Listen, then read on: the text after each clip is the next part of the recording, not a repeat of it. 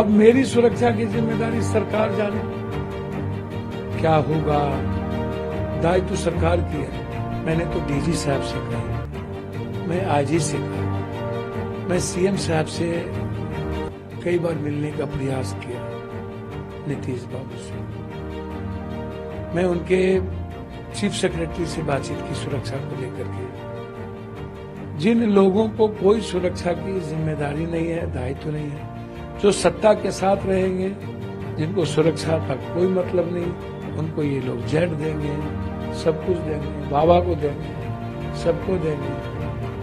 लेकिन जो व्यक्ति लगातार, जिस व्यक्ति को एक ट्वीट लिखा, मुझे नहीं पता कौन है क्या है, जो लोग धमकी देते हैं, मैंने समय समय पर डीजी साहब को, 4 एसपी को मैंने वो बात बता दी, कह दी। मुझे लगा इसको ओपन करने की कोई जरूरत नहीं है, हाय तौबा मचाने की जरूरत नहीं है।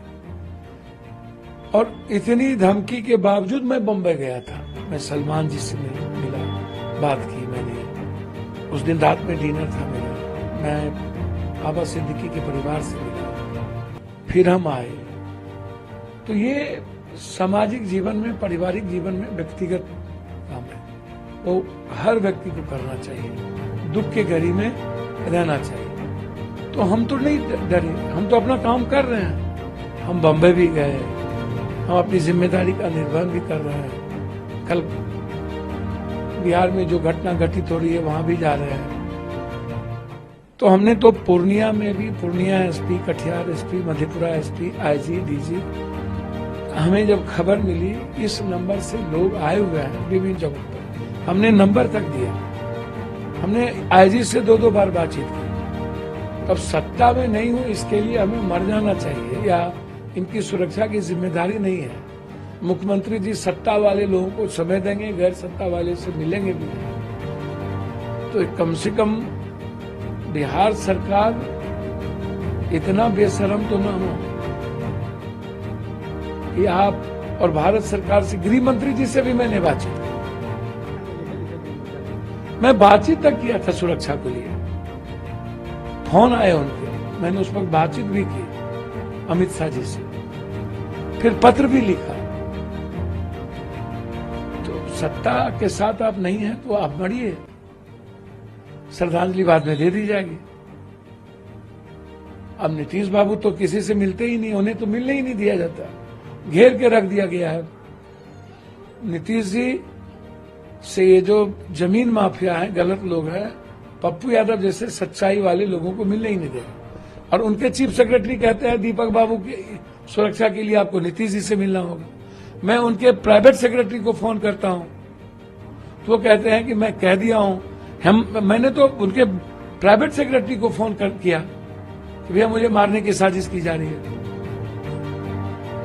तो कहां अनसुनी, सबने अनसुनी कर दी। इतनी बड़ी बड़ी घटनाओं के बावजूद न तो केंद्र सरकार गंभीर हुए सुरक्षा के प्रति, तो मुझे चिंता नहीं है। मैं तो आग्रह हाथ जोड़ के करूंगा, आप सुरक्षा देने में सक्षम नहीं है तो आप कह दीजिए, मैं अपनी सुरक्षा खुद कर लूंगा। सलमान खान के प्रकरण के बाद आपने उनके बारे में बातें की, उनकी आपने जाहिर की, उसके बाद से धमकी आने लगी। देखिए, सलमान खान की बात नहीं है या बाबा सिद्दीकी की बात नहीं है, ना किसी गैंग की बात है। मैंने स्वाभाविक रूप से एक ट्वीट किया कि देश, संविधान, लोकतंत्र से बड़ा कोई नहीं, कोई व्यक्ति नहीं। कानून सबसे बड़ा, संविधान सबसे बड़ा, उससे बड़ा यदि कोई भी सरकार किसी को बनाता है तो वो गलत है।